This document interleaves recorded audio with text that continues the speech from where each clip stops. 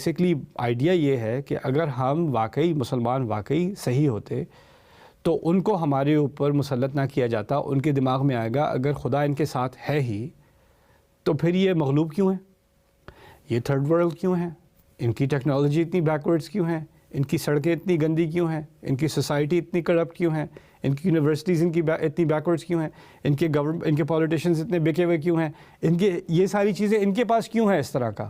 اگر یہی حق پر ہیں تو یہ اتنے گری ہوئی قوم کیوں ہیں, اور یہ ہم ان کے اوپر اتنی آسانی سے مسلط کیسے ہو سکتے ہیں اگر خدا ان کے ساتھ ہے.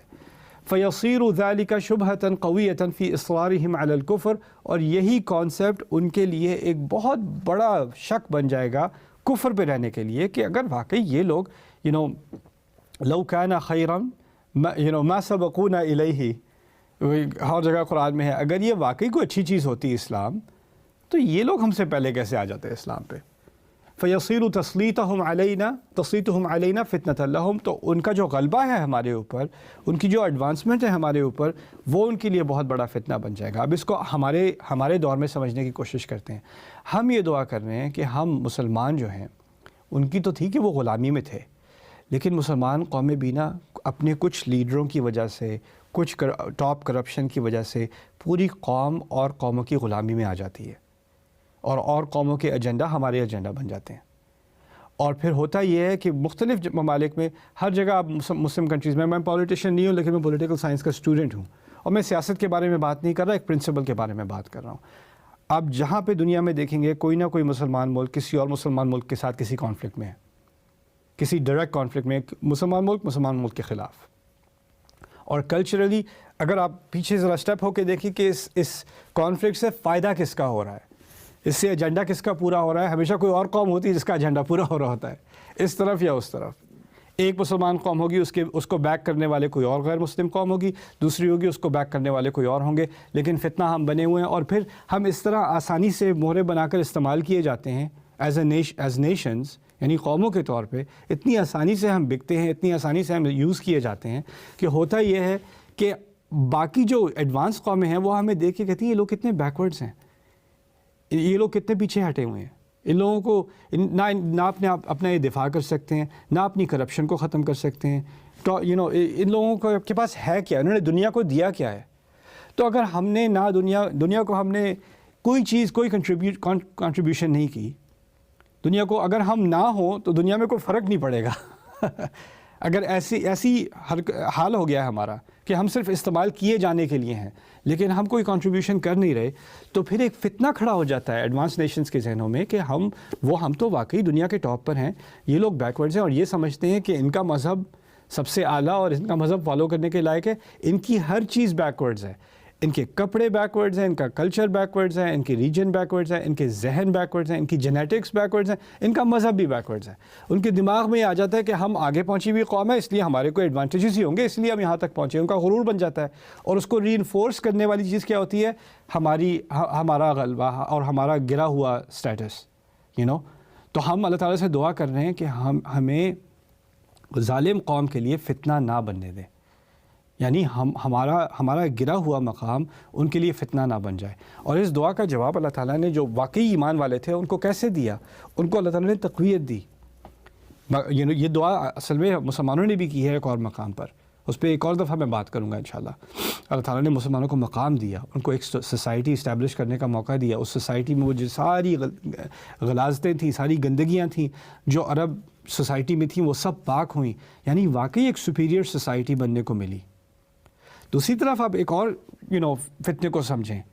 ہمارے لوگ جیسے ہم پاکستانی ہیں, لوگ بنگلہ دیشی ہیں اور ممالک سے ہیں, وہ یعنی آتے ہیں کسی ویسٹرن کنٹری میں نا, ہم آتے ہیں کبھی کسی آسٹریلیا میں پہنچ گئے, کبھی امریکہ میں پہنچ گئے, کبھی انگلینڈ میں پہنچ گئے, اور جگہ پہ پہنچ گئے.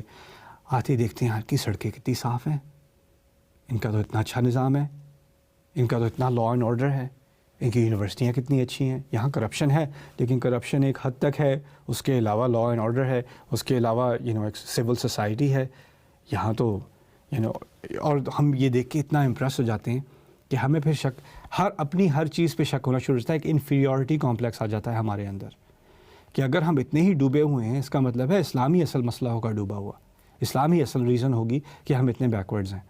اور یہ مینٹیلٹی جو ہے نا، یہ جو سوچ ہے، یہ اس سے میں ایکسپوز ہوا پہلی دفعہ. مجھے مختلف مقامات پر مجھے ڈگنیٹریز سے، آفیشل سے، اس طرح کے لوگوں سے بات کرنے کو ملتی ہے. میں نام تو نہیں لیتا، لیکن کچھ مسلم کنٹری کے ڈگنیٹریز تھے اور ان سے ایسی بات ہو رہی تھی ایک ڈنر پر. تو انہوں نے کہا کہ ہمارے ملکوں کا اصل مسئلہ جو ہے نا وہ یہ اسلام ہے. اسلام نے ہمیں پیچھے کیا ہوا ہے. اس کے صاف وہ عید ڈنر تھا، عید پہ وہ کہہ رہا ہے رمضان کے بعد اصل مسئلہ اسلام ہے. اور میں اس کی بات سمجھ رہا ہوں کیوں وہ کہہ رہا ہے. وہ کیا اس لیے رہا ہے کہ اس کے دماغ میں یہ ہے کہ اسلام کی وجہ سے ہم سائنس میں ایڈوانس نہیں کرتے، ہم ٹیکنالوجی میں ایڈوانس نہیں کرتے، ہم سوشلی ایڈوانس نہیں کرتے، ہم ٹریڈ میں آگے نہیں بڑھتے، ہم سول سوسائٹی پوری نہیں کرتے، کیونکہ ہم ہمیشہ پیچھے دیکھتے ہیں، آگے نہیں دیکھتے. اسلام کی وجہ سے ہم صرف پیچھے دیکھتے ہیں. اور یہ اسلام کو غلط سمجھنے کی وجہ سے ہوا ہے. اسلام اس کی غلطی نہیں ہے، ہماری اس کو عربی میں سوء الفہم کہتے ہیں. ہماری بہت بڑی غلط فہمی ہے کہ اسلام کی وجہ سے ہم آگے نہیں بڑھ سکتے، بلکہ اسلام ہی کی وجہ سے جہاں تک پہنچے وہ اسلام کی وجہ سے پہنچے. اسلام کو چھوڑا ہے، قرآن کو چھوڑا ہے، تو ہماری سوچ تنگ ہوئی ہے. ہماری سوچ چھوٹے لوگوں والی سوچ بن گئی ہے، بڑی سوچ نہیں بنی. اسی قرآن نے تو کہا تھا سیروا فی الارض، زمین میں جا کے ٹریول کرو، جگہ جگہ جاؤ. فانظروا کیف بدأ الخلق، دیکھو خلق کیسے شروع ہوئی تھی. هو الذی جعلکم فی الارض واستعمرکم فیہا، اس نے تمہیں زمین پر ڈالا اور اس نے چاہا کہ تم اس کی تعمیر کرو، اس میں ڈیولپمنٹ کرو. یہ تو اللہ تعالیٰ کا مینڈیٹ ہے. کسی اور مذہب میں ایسا مینڈیٹ کبھی ملا نہیں. لیکن ہم نے کیا کیا، ہم نے اس مذہب کے ساتھ جو ہم نے ناانصافی کی ہے نا، اس کی وجہ سے ہم بھی فتنے میں پڑ گئے اور لوگ بھی اسلام کے بارے میں فتنے میں پڑ گئے کہ اس میں کیا چیز ہے. ان کے لوگوں کو دیکھ لو، ان کے لوگ امپریسو نہیں ہیں تو یہ مذہب کیسے امپریسو ہو سکتا ہے. اللہ تعالیٰ ہمیں اس فتنے میں نہ ڈالے ظالم قوم کی وجہ سے، کیونکہ ہم ان کی لائٹیں دیکھ کے، سڑکیں دیکھ کے، ان کی خوبصورت سٹیز دیکھ کے ہم اتنے امپریس نہ ہو جائیں کہ ان کے جو ظلم ہیں ایک دوسرے کے خلاف، اپنے نفس کے خلاف، اپنی روح کے خلاف، اپنے خدا کے خلاف، ان سارے ظلموں کو ہم بھول جائیں. ہم کہیں لیکن ویسے بات تو ٹھیک ہے، گاڑیاں تو ان کی زبردست ہیں، فونز تو ان کے زبردست ہیں، بلڈنگس تو ان کی زبردست ہیں. وہ چیزیں دیکھ کے ہم امپریس ہو جائیں اور ہم اپنے آپ سے اتنے ڈپریس ہو جائیں کہ ہم اپنے دین کو بھی کمتر سمجھنے لگیں. ربنا لا تجعلنا فتنة للقوم الظالمین. بارک اللہ لی ولکم فی القرآن الحکیم ونفعنی وإیاکم بالآیات والذکر الحکیم.